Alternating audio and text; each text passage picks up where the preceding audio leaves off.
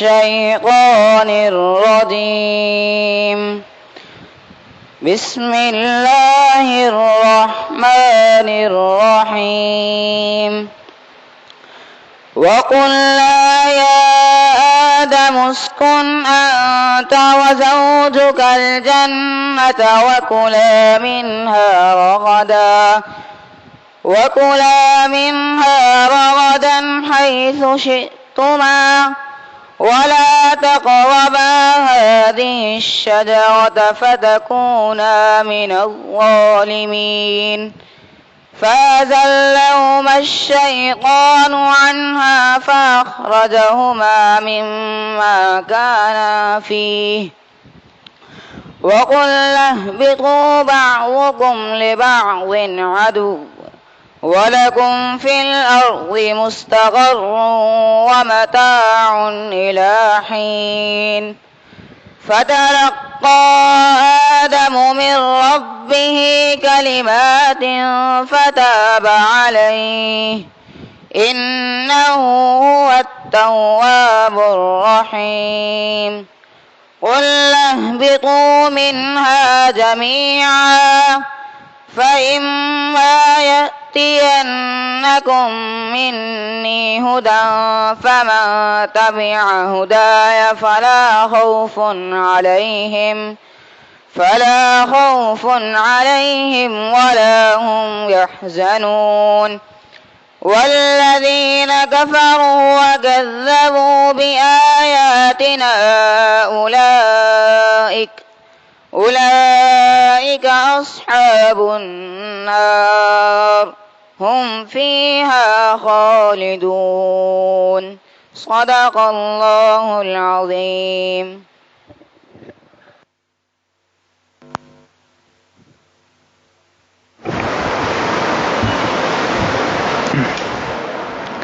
الحمد للہ وکفی وسلام علی عبادہ الذین اصطفی اما بعد.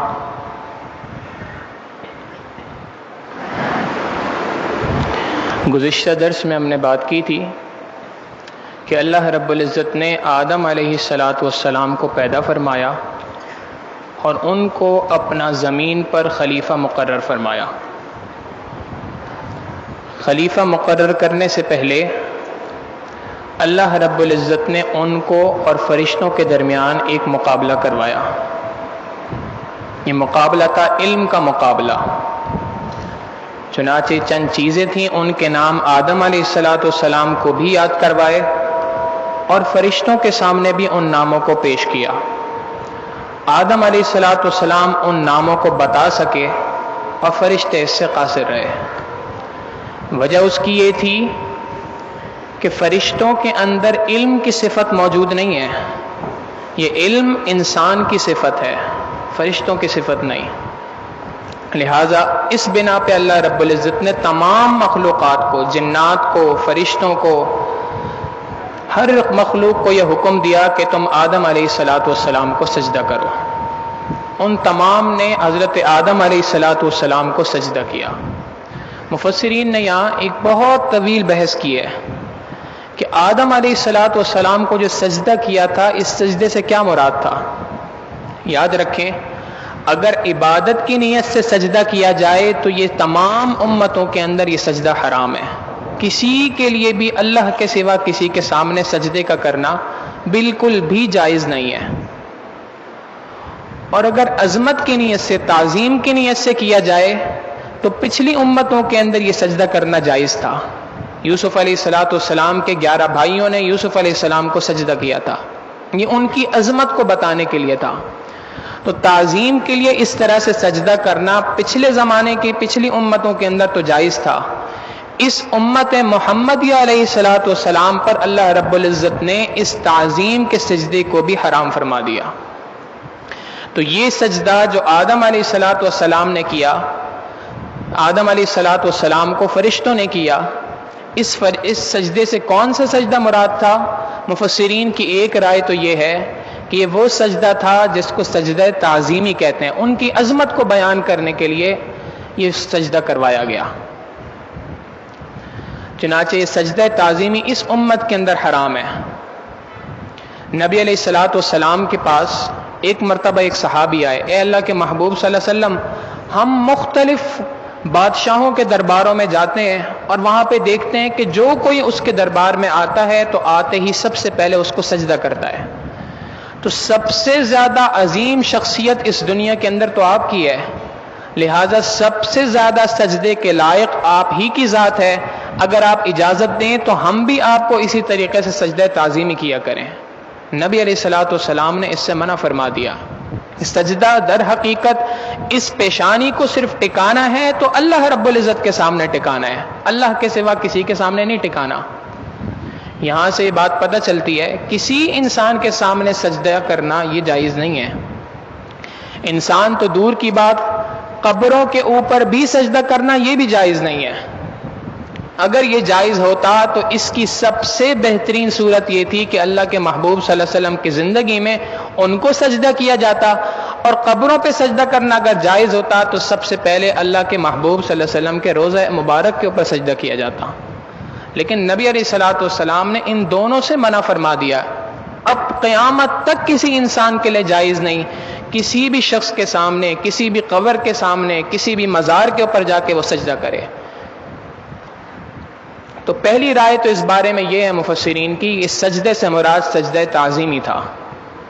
مگر حضرت مولانا قاسم نانوتوی رحمۃ اللہ علیہ نے ایک بہت زبردست بات فرمائی۔ وہ فرماتے ہیں کہ سجدہ حضرت آدم علیہ السلام کو نہیں تھا، یہ سجدہ اللہ رب العزت کی ذات کو تھا۔ کیسے؟ فرماتے ہیں کہ سجدہ در حقیقت آدم علیہ السلام کے قلب پر اللہ رب العزت کی تجلیات کا وارد ہو رہی تھی، ان تجلیات کو سجدہ تھا۔ یہ سجدہ آدم علیہ السلام کو نہیں تھا، آدم علیہ السلام کے دل پر اللہ رب العزت کی تجلیات اتر رہی تھیں، ان تجلیات کو سجدہ تھا۔ یہ بالکل ایسے ہی ہے جیسے بیت اللہ شریف کو ہم سجدہ کرتے ہیں، تو اس سے مراد ان پتھروں کو سجدہ کرنا نہیں ہے جو وہاں پہ لگے ہوئے ہیں، اس سے مراد وہاں پر اللہ رب العزت کی جو تجلیات اتر رہی ہیں ان تجلیات کو سجدہ کرنا مقصود ہے۔ اگر خدا نہ خواستہ کبھی بیت اللہ کی دیواریں گر جائیں، منہدم ہو جائیں، کوئی عمارت وہاں پہ باقی نہ رہے، ہم پھر بھی وہیں پہ سجدہ کریں گے۔ کیوں؟ کیونکہ ہم سجدہ ان پتھروں کو نہیں کرتے، اللہ رب العزت کی ان تجلیات کو کرتے ہیں جو تجلیات اس گھر کے اوپر اتر رہی ہیں۔ تو دوسری رائے یہ ہے کہ آدم علیہ السلام کے قلب کے اوپر اللہ رب العزت کی تجلیات اتر رہی تھیں، یہ سجدہ ان تجلیات کو تھا۔ بہرحال اس سجدے کا مقصد ایک ہی بات تھی کہ تمام کی تمام مخلوقات کو انسان کا تابع بنا دینا، کہ انسان ان سب کے اندر سب سے اعلیٰ ہے، اور یہ جتنی مخلوقات ہیں، چاہے وہ فرشتے ہوں، جنات ہوں، جانور ہوں، یہ سارے کے سارے انسان کے ماتحت ہیں، اس کے نائب ہیں۔ اور یہ کب ہے؟ جب انسان اللہ رب العزت کی نیابت کا حق ادا کرے، جب انسان واقعی معنوں میں اللہ کا خلیفہ بن کر دنیا کے اندر دکھائے۔ پچھلی درس کے اندر بھی حدیث مبارکہ ذکر کی تھی، نبی علیہ السلام نے فرمایا من کان للہ کان اللہ لہ، جو شخص اللہ کا ہو جاتا ہے کان اللہ لہ، اللہ اس شخص کا ہو جاتا ہے، پھر اس کے لیے اس دنیا کے اندر تمام کی تمام چیزیں اس کے تابع بن جاتی ہیں۔ سیدنا فاروق اعظم رضی اللہ تعالیٰ عنہ کی مثال ہمارے سامنے ہے۔ ہوا نے ان کے حکم کو مانا، زمین ان کے حکم کو مانا کرتی تھی، دریا کا پانی ان کے حکم کو مانا کرتا تھا۔ کیوں؟ وہ اللہ رب العزت کے احکامات کو مانا کرتے تھے۔ انہوں نے اس دنیا کے اندر اللہ رب العزت کے خلیفہ ہونے کا حق ادا کر دیا۔ نتیجہ یہ ہوا اللہ نے پوری کی پوری مخلوقات کو اپنی ان کے تابع بنا دیا۔ تو بہرحال اللہ رب العزت نے آدم علیہ السلام کے بارے میں حکم دیا فرشتوں کو کہ تم سب کے سب آدم علیہ السلام کو سجدہ کرو۔ تمام فرشتوں نے، تمام مخلوقات نے، تمام جنات نے سجدہ کیا سوائے ابلیس کے، شیطان کے، اور وہ کافروں میں سے ایک کافر ہو گیا۔ مولانا روم رحمۃ اللہ علیہ نے یہاں پر ایک حکایت نقل کی ہے۔ ایک بادشاہ تھا محمود غزنوی، مسلمانوں کا بہت بڑا بادشاہ تھا۔ اس کے دربار میں بہت سارے وزیر تھے، جیسے آج کے درباروں میں ہوا کرتے ہیں۔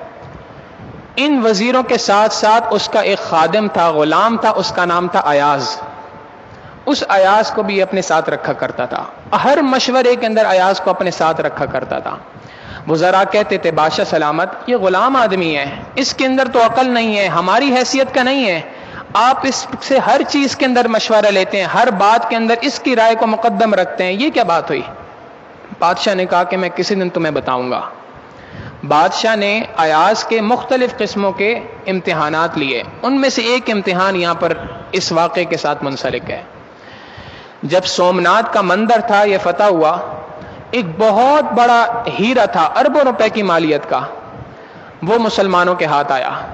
محمود غزنوی نے اس ہیرے کو لیا اور اپنے تمام وزیروں کو جمع کیا، سب کو جمع کر کے کہا کہ یہ قیمتی ہیرا ہے، اس کی اتنی مالیت ہے، میں آپ کو حکم دیتا ہوں یہ ہتھوڑا ہے، اس ہتھوڑے سے اس ہیرے کو توڑ دو۔ پہلا وزیر آگے آیا، اس نے کہا بادشاہ سلامت اتنا قیمتی ہیرا، اس کو توڑنا تو عقل مندی نہیں ہے۔ اس نے ہتھوڑا رکھا اور چلا گیا۔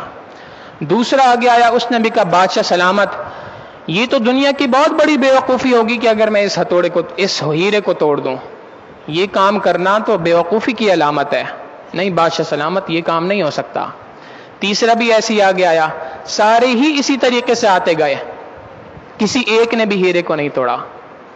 آخر میں باری آئی ایاز کی، بادشاہ نے جیسے ہی کہا ایاز یہ ہیرا ہے، یہ ہتھوڑا ہے، ہتھوڑا لو اور اس ہیرے کے اوپر مارو اور اس ہیرے کو توڑ دو۔ ایاز نے نہ آؤ دیکھا نہ تاؤ، ہتھوڑا اٹھایا اور اس ہیرے کے اوپر ایسا مارا کہ پورا کا پورا ہیرا چکنا چور ہو گیا۔ سارے وزیروں نے کہا بادشاہ سلامت دیکھ لیں، آپ کے نزدیک یہ عقل مند شخص ہے، اس کا حال یہ ہے کہ اس کو یہ نہیں پتا کہ یہ ہیرا کتنا قیمتی ہے کہ اس ہیرے کی حفاظت کرنی چاہیے تھی۔ بادشاہ نے کہا ایاز اتنا قیمتی ہیرا تم نے توڑ دیا؟ ایاز نے کہا بادشاہ سلامت میرے پاس دو چیزیں تھیں، ایک طرف یہ اتنا قیمتی ہیرا تھا اور دوسری جانب آپ کا حکم تھا، میرے نزدیک آپ کے حکم کی قیمت اس ہیرے سے زیادہ ہے، لہذا میں نے آپ کے حکم کو قیمتی جانتے ہوئے آپ کے حکم پر عمل کیا، ہیرے کی قیمت کو میں نے نہیں دیکھا۔ مولانا روم رحمۃ اللہ علیہ اس پوری حکایت کو نقل کرنے کے بعد کہتے ہیں کاش ابلیس جو تھا، شیطان جو تھا، وہ اس وقت پر لاجک کو نہ دیکھتا بلکہ ایاز ہی سے کوئی سبق حاصل کر لیتا۔ اگر بفرض محال کہ اس کی جو لاجک تھی کہ جی میں آدم علیہ السلام سے بہتر ہوں کیونکہ میں آگ سے بنایا گیا ہوں، اگر یہ لاجک صحیح بھی تھی تب بھی اس کو یہ لاجک نہیں دیکھنی چاہیے تھی بلکہ یہ دیکھنا چاہیے تھا کہ یہ حکم کس پروردگار کی طرف سے ہے۔ اگر وہ یہ بات دیکھ لیتا تو یہ کام نہ کرتا۔ مسلمانوں کے لیے، ہم سب کے لیے اس بات کے اندر سبق ہے، جب کبھی بھی اللہ رب العزت کی نافرمانی کا خیال آ جائے فوری طور پہ سوچیں، ایک طرف یہ کام ہے، دوسری طرف اللہ کا حکم ہے، میرے لیے کیا چیز اہمیت کی حامل ہے؟ کاروبار کا وقت ہے، کاروبار ہو رہا ہے، اسی وقت پہ مؤذن اذان دے رہا ہے، حی علی الصلاۃ حی علی الفلاح۔ ایک طرف کاروبار ہے، دوسری طرف اللہ رب العزت کا حکم ہے، فیصلہ کر لیں کہ کیا چیز میرے نزدیک قیمتی ہے۔ تھوڑی دیر اگر انسان اس بات پہ غور کر لے تو خود بخود اپنے آپ کو نیکیوں کی طرف کھنچتا ہوا محسوس کرے گا۔ ہر کام کے اندر پہلے یہ دیکھ لے اللہ کا حکم میرے لیے کیا ہے، یہ بات دیکھ لی تو پھر آگے کام کرنا مشکل نہیں ہے، یہ شریعت پہ عمل کرنا پھر سب سے زیادہ اس کے لیے آسان ہو جاتا ہے۔ تو بہرحال اس شیطان نے آدم علیہ السلام کو سجدہ کرنے سے انکار کیا، اللہ رب العزت نے اس کو راندے درگاہ کر دیا، جنت سے نکال دیا۔ اس سے آگے آج کا مضمون شروع ہوتا ہے۔ اللہ رب العزت فرماتے ہیں وَقُلْنَا، ہم نے آدم علیہ السلام سے کہا، یا آدم، اے آدم علیہ السلام، اسکن انت وزوجک الجنہ، آپ اور آپ کی بیوی سید حضرت حوا علیہ السلام، آپ اور آپ کی بیوی جنت کے اندر چند دن گزاریں۔ وَكُلَا مِنْهَا رَغَدًا حَيْثُ شِئْتُمَا، اس جنت کے اندر جو جی چاہے جہاں سے جی چاہے کھائے پیئیں، مزے کریں۔ وَلَا تَقْرَبَا هَذِهِ الشَّجَرَةَ، ہاں یہ مخصوص ایک درخت ہے، یہ آپ کو بتا رہے ہیں، کبھی اس درخت کے قریب بھی مت جانا۔ فَتَكُونَا مِنَ الظَّالِمِينَ، اگر آپ اس درخت کے قریب چلے گئے تو آپ حد سے گزر جانے والوں میں سے ہوں گے۔ یہاں پر ایک بات تو یہ ہے کہ آدم علیہ السلام کو اللہ رب العزت نے جنت کے اندر پہلے ٹھہرایا۔ جنت میں ٹھہرانے کا مقصد کیا تھا؟ اس مثال کو ایسی سمجھیں کہ جب فوج میں بھرتی کی جاتی ہے تو اس میں سب سے پہلے ٹیسٹ لیا جاتا ہے، جو لوگ بھی ٹیسٹ کے اندر، انٹرویو کے اندر پاس ہو جاتے ہیں اس کے بعد ان کو سول ٹریننگ کے اندر بھیجا جاتا ہے، جی اتنے مہینے کے لیے آپ اس سول ٹریننگ کے اندر رہیں، یہاں پر آپ کی ٹریننگ ہوگی، اس ٹریننگ کے بعد اب آپ فوج کے اندر داخل ہوں گے۔ بالکل اسی طریقے سے اللہ رب العزت نے آدم علیہ السلام کو جنت کے اندر ٹھہرایا، وہاں پر ان کو بتایا کہ دیکھو دنیا کے اندر تمہارے اوپر کس قسم کے حالات پیش آئیں گے، تمہارے سامنے دونوں چیزیں ہوں گی، شیطان بھی تمہیں ورغلائے گا اور اسی طریقے سے اللہ رب العزت کی طرف سے احکامات بھی تمہارے اوپر آئیں گے۔ تم نے وہاں پر کس قسم کے فیصلے کرنے ہیں، کیا کام کرنے ہیں، یہ ساری چیزوں کی ٹریننگ کے لیے اللہ رب العزت نے آدم علیہ السلام کو پہلے جنت کے اندر پیدا ٹھہرایا۔ مقصود جنت میں ہمیشہ ٹھہرانا نہیں تھا، کیوں؟ شروع میں فرما دیا انی جاعل فی الارض خلیفہ، ہم آپ کو زمین پر خلیفہ بنانا چاہتے ہیں، یہ بات تو پیدائش سے پہلے فرما دی تھی۔ تو لہٰذا مقصود جنت کے اندر ٹھہرانا نہیں تھا، وہ صرف ٹریننگ تھی چند دن کی، جس کے بعد اللہ رب العزت نے آدم علیہ السلام کو زمین پر اتارنا تھا۔ لہٰذا فرمایا کہ آپ اور آپ کی بیوی، آپ دونوں ذرا اس جنت کے اندر رہیں اور جہاں سے جی چاہے جو چیز دل چاہے کھائیں پئیں، مزے اڑائیں، لیکن بس یہ ایک درخت ہے، اس درخت کے قریب نہیں جانا آپ نے۔ اس پوری سے مراد صرف اور صرف آدم علیہ السلام کی تربیت تھی۔ مفسرین نے یہاں پر بھی ایک بہت لمبی تفصیل کی ہے کہ وہ درخت کون سا درخت تھا۔ بعض نے کہا انگور کی بیل تھی، بعض نے کہا گندم کا پودا تھا، بعض نے کہا انجیر کا درخت تھا، مختلف قسم کی اس میں آرائیں ہیں۔ حقیقی بات یہ ہے کہ قرآن و حدیث اس بارے میں بالکل خاموش ہے۔ جب خاموش ہے تو اس میں ہمیں بحث کرنے کی ضرورت ہی نہیں ہے، نہ اس سے کوئی مقصود حاصل ہو رہا ہے۔ قرآن کریم نے اس کو یہاں پہ ذکر نہیں کیا، یہ بات سمجھانے کے لیے کہ تم فضول باتوں میں ان کی تحقیقات میں نہ پڑو۔ جو بات مقصود تھی وہ تمہیں بتا دی، اس سے جو سبق حاصل کرنا تھا اس سبق کو سمجھو اور اس کے مطابق عمل کرو۔ لہذا اللہ رب العزت نے ان دونوں کو حکم دے دیا وَلَا تَقْرَبَا هَٰذِهِ الشَّجَرَةَ، اس درخت کے قریب بھی مت جانا۔ آپ غور کریں، یہ اللہ رب العزت نے نہیں کہا کہ اس درخت سے مت کھانا، بلکہ کیا فرمایا؟ اس درخت کے قریب بھی مت جانا۔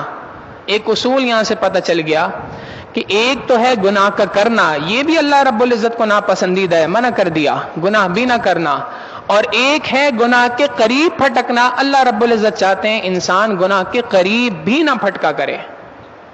گناہ کی طرف جانے والے جو راستے ہیں ان راستوں کو بھی اللہ رب العزت نے بند فرما دیا انسان کے لیے۔ لہٰذا سمجھنا چاہیے کہ ایک تو ہے گناہ کا کرنا، یہ بھی ناجائز ہے، غلط ہے، اور ایک ہے گناہ کے راستے پر چلنا اس نیت کے ساتھ کہ میں گناہ نہیں کروں گا، اس سے پہلے پہلے لوٹ آؤں گا، یہ بھی درست نہیں ہے۔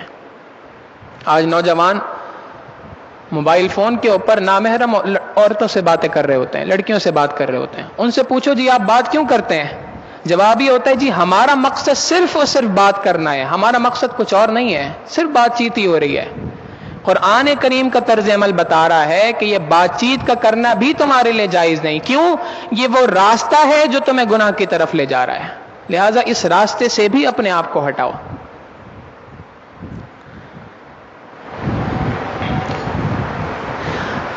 آگے اللہ رب العزت فرماتے ہیں فَأَزَلَّهُمَ الشَّيْطَانُ عَنْهَا، ہم نے تو یہ حکم آدم علیہ السلام کو دے دیا تھا کہ آپ نے اس درخت کے قریب نہیں جانا، مگر ہوا کیا؟ شیطان نے ان دونوں کے قدموں کو ڈگمگا دیا، شیطان نے ان کو ان کے راستے سے ہٹا دیا۔ مما کانا فی، جس راستے کے اوپر وہ تھے اس راستے سے ان کو ہٹا دیا۔ واقعہ کیا پیش آیا؟ شیطان نے آدم علیہ السلام سے آ کے کہا کہ آپ اس جنت کے اندر ہمیشہ رہنا چاہتے ہیں کہ نہیں رہنا چاہتے؟ انہوں نے کہا بالکل رہنا چاہتا ہوں۔ نے کہا کہ اگر آپ جنت میں ہمیشہ رہنا چاہتے ہیں تو اس کا طریقہ یہ ہے، یہ جو درخت ہے نا اس درخت سے چند پتے کھا لیں۔ انہوں نے کہا کہ اللہ رب العزت نے تو مجھے منع کیا ہے۔ اس نے آگے سے دلیل دی کہ اللہ نے شروع میں منع کیا تھا کہ اس وقت پہ آپ کی طبیعت اس درخت کے موافق نہیں تھی، اب طبیعت موافق ہو گئی ہے، اب طبیعت آپ کی میچ کر گئی ہے، لہٰذا آپ یہاں سے کھا لیں۔ اور صرف یہی بات نہیں کی، قرآن کریم کہتا ہے وَقَاسَمَهُمَا إِنِّي لَكُمَا لَمِنَ النَّاصِحِينَ، شیطان نے اللہ کی قسمیں کھا کے کہا کہ اللہ کی قسم میں بالکل سچ بات تم سے کہہ رہا ہوں، میں جو بات کہہ رہا ہوں اس میں تمہارا خیر خواہ ہوں، اس کے علاوہ میری کوئی اور نیت نہیں ہے۔ آدم علیہ السلام نے سوچا کہ یہ بے شک یہ بدبخت ہے، اس نے اللہ کی نافرمانی کی، لیکن اللہ کے نام کی قسم کھانا یہ تو بہت بڑا معاملہ ہے، اگر یہ اللہ کے نام کی قسم کھا رہے تو واقعی سچ کہہ رہا ہوگا۔ چنانچہ ان کے سمجھنے کے اندر یہاں پہ غلطی ہو گئی اور انہوں نے اس درخت سے چند پتے کھا لیے۔ اب جب انہوں نے پتے کھا لیے تو اللہ رب العزت نے فوراً ان سے کہا اے میرے پیارے آدم علیہ السلام، میں نے آپ سے نہیں کہا تھا کہ اس درخت کے قریب بھی نہ جانا، آپ اس درخت کے پیچھے کیسے چلے گئے؟ قرآن کریم میں اللہ رب العزت فرماتے ہیں فَأَزَلَّهُمَ الشَّيْطَانُ عَنْهَا، شیطان نے ان کے قدموں کو وہاں سے ہلا دیا، مما کانا فی، جس راستے کے اوپر نیکی کے راستے پہ وہ تھے اس راستے سے ان کے قدموں کو ڈگمگا دیا۔ وقلنا، اب جب یہ بات ہوئی تو ہم نے آدم علیہ السلام سے کہا اہبطوا بعضکم لبعض عدو، آپ یہاں سے اب زمین پر اتر جائیے۔ مقصد کیا تھا؟ مقصد یہ تھا کہ اب یہاں پر آپ کی جو ٹریننگ کا سیشن تھا یہ پورا ہو گیا۔ آخری بات جو آپ کو سمجھانی تھی وہ یہ تھی کہ دیکھو یہ جو بدبخت ہے یہ آپ کا ازلی دشمن ہے، یہ آپ کو اسی طریقے سے قسمیں کھا کھا کے دنیا کے اندر ہی بہکانے کی کوشش کرے گا۔ آپ کو اس بات کا یقین آ چکا ہے، لہٰذا آپ کے یہاں پہ ٹریننگ مکمل ہو گئی۔ اب اس ٹریننگ کے بعد آپ نیچے تشریف لے جائیں دنیا کے اندر، جہاں پر ہم نے آپ کو اس زمین کا خلیفہ منتخب کرنا ہے۔ چنانچہ اللہ رب العزت کے حکم سے آدم علیہ السلام کو جنت سے وہاں سے نکال دیا گیا۔ یہ نکالنا کسی توہین کی وجہ سے نہیں تھا، کسی ذلت کی وجہ سے نہیں تھا، بلکہ اس وجہ سے تھا کہ ان کا جو مقصود تھا اللہ رب العزت کا، وہ آدم علیہ السلام کو دنیا کے اندر بھیجنا تھا۔ یہاں پر ایک چھوٹا سا سوال پیدا ہوتا ہے کہ آدم علیہ السلام تو جنت کے اندر تھے، آدم علیہ السلام جنت کے اندر تھے، اور شیطان جو تھا اس کو تو اللہ پہلے ہی سجدہ نہ کرنے کی وجہ سے راندہ درگاہ کر چکے تھے، تو یہ تو جنت کے اندر نہیں تھا، یہ تو جہنم میں تھا۔ ان دونوں کی بات چیت کس طریقے سے ہو گئی؟ کمیونیکیشن کا طریقہ کیا تھا؟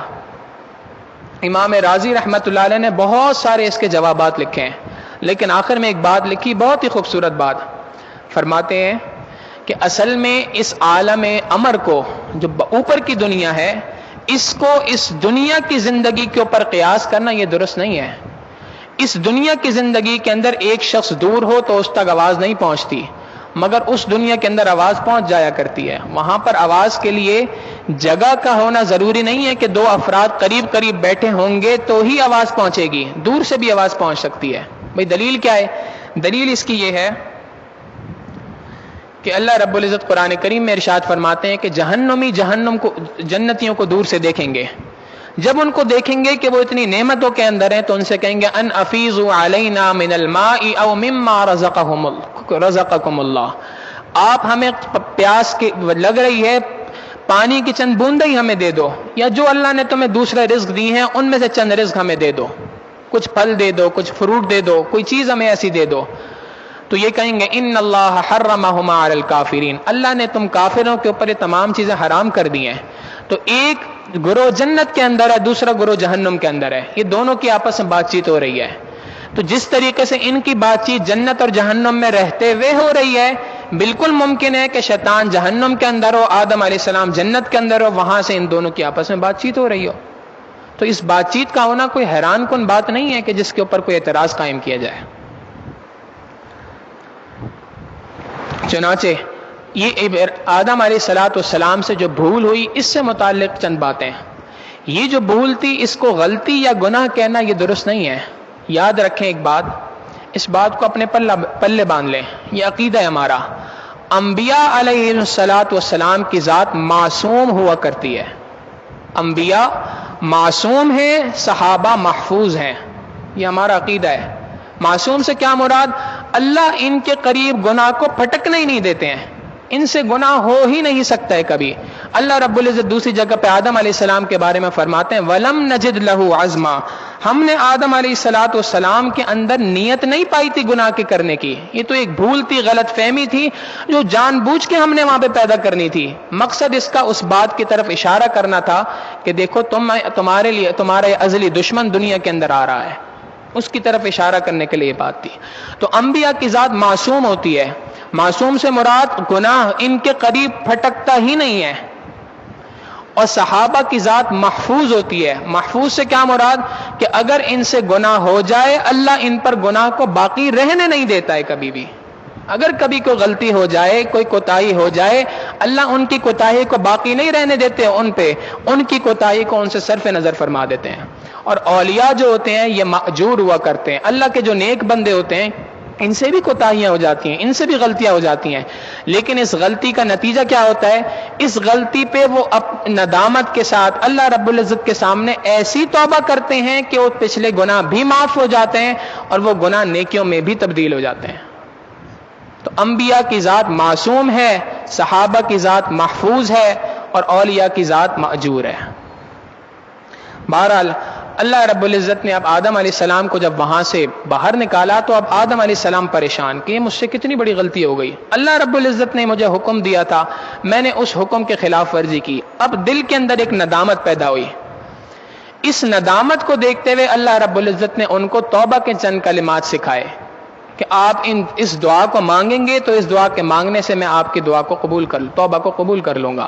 چنانچہ اللہ رب العزت نے دعا سکھائی، ربنا ظلمنا انفسنا، اے اللہ ہم نے اپنی جانوں کے اوپر بے تحاشا ظلم کر دیا۔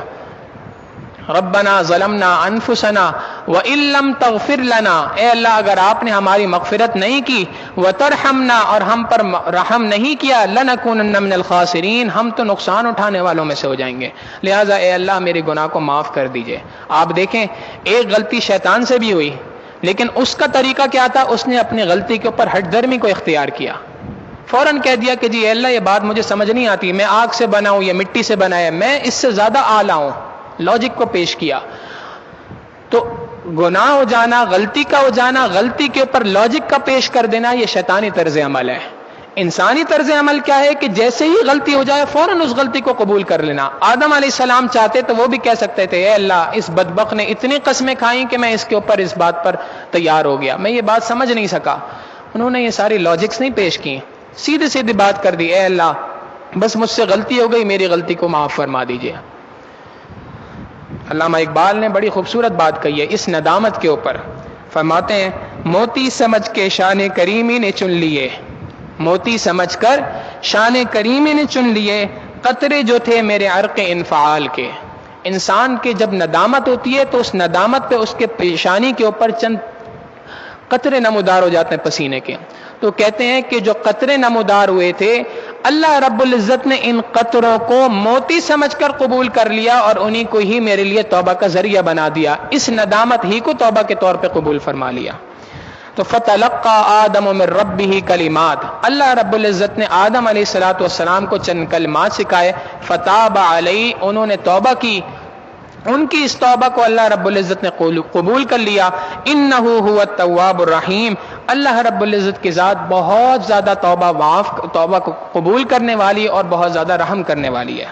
اللہ رب العزت انسان کی توبہ کا ہمیشہ سے انتظار کرتے ہیں۔ یہاں پر ایک واقعے کے ذریعے سبق دے دیا کہ میرے بندوں اگر کبھی غلطی ہو جائے، کوئی کوتاہی ہو جائے تو اس کا طریقہ یہ ہے کہ فوری طور پہ مجھ سے معافی مانگو۔ ہر گناہ کے ہونے کے بعد معافی کا مانگ لینا یہ آدم علیہ السلام کی صفت ہے، اور گناہ کے ہونے کے بعد توبہ نہ کرنا بلکہ اس کے لیے کوئی حجت کو قائم کر دینا یا اس توبہ کو مؤخر کر دینا یہ انسان کی صفت نہیں ہے، یہ شیطان کی صفت ہے۔ اللہ رب العزت انسان کی توبہ کو قبول کرنے کا انتظار کرتے ہیں۔ اس امت کے اندر ایک بہت بڑے حکیم گزرے ہیں، ابن عطاء اللہ اسکندری رحمۃ اللہ علیہ، ان کی بات بہت ہی خوبصورت بات ہے، اگر انسان اس کو پلے باندھ لے تو یہ ایک نصیحت اس کی پوری زندگی کے لیے کافی ہے۔ فرماتے ہیں اے دوست تیرا توبہ کی امید پر گناہ کرتے رہنا، اے دوست تیرا توبہ کی امید پہ گناہ کرتے رہنا، انسان اس بات کی امید پہ کہ میں کل توبہ کر لوں گا، پرسوں توبہ کر لوں گا، اس امید پہ گناہ کرتا رہے۔ اے دوست تیرا توبہ کی امید پر گناہ کرتے رہنا اور زندگی کی امید پر توبہ کو مؤخر کرتے رہنا تیرے عقل کے چراغ کے گل ہونے کی دلیل ہے۔ اگر تو یہ سمجھ رہا ہے کہ میں یہ توبہ کل کر لوں گا، اس وجہ سے توبہ کو مؤخر کر رہا ہے کہ کل میری زندگی ہے، تجھے کیا معلوم کل تیری زندگی ہے کہ نہیں ہے؟ لہٰذا جب گناہ ہو جائے فوری طور پہ انسان توبہ کرے۔ گناہ کا ہو جانا عیب نہیں ہے، گناہ پر ہٹ درمی کا اختیار کرنا یہ عیب ہے۔ نبی علیہ السلام نے فرمایا کل بنی آدم خطاؤن، بنی آدم علیہ السلام کی اولاد میں جو کوئی بھی ہے سارے کے سارے خطا کار ہیں، وخیر الخطائین التوابون، مگر بہترین خطا کار وہ ہے جو اپنی خطا کے اوپر فوری طور پہ توبہ کر لے۔ لہذا جب کبھی بھی گناہ ہو جائے فوری طور پہ اس پہ توبہ کریں۔ ہمارے مشائخ نے کہا صبح توبہ شام توبہ لب پہ میرے مدام توبہ، صبح توبہ شام توبہ لب پہ میرے مدام توبہ، بے اثر ہو یا با اثر ہو، اپنے کرنے کا کام توبہ. انسان کا کام ہی یہی ہے کہ وہ صبح شام اللہ رب العزت کے سامنے گڑ گڑاتا رہے. تو اللہ رب العزت فرماتے ہیں وَلَكُمْ فِي الْأَرْضِ مُسْتَقَرٌ، آپ کے لیے اس زمین کے اوپر ٹھہرنے کا وقت مقرر ہے. وَمَتَاعٌ، اور آپ کے لیے ایک وقت مقرر تک اس سے فائدہ اٹھانا. إِلَى حِين، ایک وقت مقرر تک اس زمین پہ رہیں اور وہاں پر آپ فائدہ اٹھائیں. فَتَلَقَّى آدَمُ مِن رَبِّهِ كَلِمَاتٍ، اللہ رب العزت نے آدم علیہ السلام کو چند کلمات سکھا دیے. فَتَابَ عَلَيْهِ، اللہ نے ان کی توبہ کو قبول کر لیا. إِنَّهُ هُوَ التَّوَّابُ الرَّحِيمُ، اللہ رب العزت کی ذات توبہ کو قبول کرنے والی بڑی مہربان ہے. اب جب توبہ قبول ہو گئی، اللہ رب العزت نے فرمایا قلنا، ہم نے کہا اہبطوا منہا جمیعا، اے آدم علیہ السلام آپ اور آپ کی تمام ذریات جتنے قیامت تک آنے والے لوگ ہیں سارے کے سارے اب زمین پر اتر جائیں. فإما يأتینکم منی ھدی، جب کبھی آپ کے پاس میری طرف سے کوئی ہدایت نامہ پہنچے، وہی کوئی اترے، کوئی بات آپ کے پاس آئے، میری طرف سے کوئی ہدایت پہنچے، فمن تبع ہدایا، جس کسی نے اس ہدایت کی، ہدایت نامے کی، اس وحی کی پیروی کی، فلا خوف علیہم، اس پر دنیا کے اندر کسی قسم کا خوف نہیں ہے، ولا هم يحزنون، اور نہ کسی قسم کا حزن ہے. خوف کہتے ہیں انسان کے دل کے اندر کسی بات کا ڈر ہونا، اور حزن کہتے ہیں خوف کہتے ہیں انسان کے جسم پر کسی چیز کی کیفیت کا طاری ہونا، کسی ڈر کا طاری ہو جانا ہے. اور حزن کہتے ہیں انسان کا دل ہی دل کے اندر کسی بات، کسی غم کے اوپر گھلتے رہنا. تو نہ دل کے اندر کوئی غم موجود ہوگا، نہ کوئی جسم کے اوپر اس کے کوئی اثرات مرتب ہوں گے.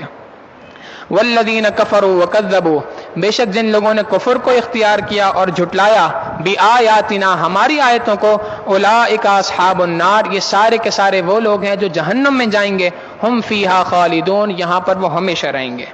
اس رکوع کی خوبصورتی دیکھیں، اس رکوع کی ابتدا کے اندر اللہ رب العزت نے علم بالحواس کو ذکر کیا کہ حواس کے خمسہ کے ذریعے سے، ہاتھ پاؤں کے ذریعے سے جو علم حاصل ہوتا ہے وہ علم اللہ رب العزت نے آدم علیہ السلام کو عطا فرمایا، اس علم کی طرف ذکر کیا.